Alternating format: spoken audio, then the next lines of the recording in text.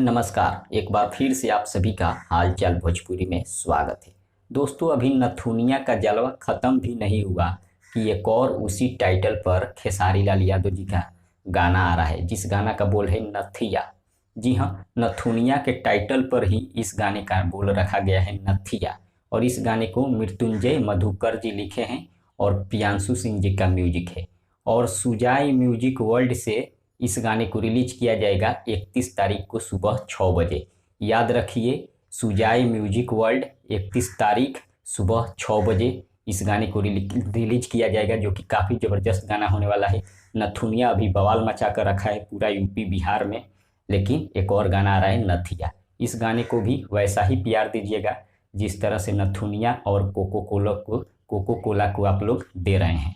फिलहाल इतना ही, आप लोग तैयार रहिए 31 तारीख को सुबह 6 बजे सुजाई म्यूजिक वर्ल्ड से धमाका करने के लिए। मिलते हैं अगले वीडियो में। धन्यवाद।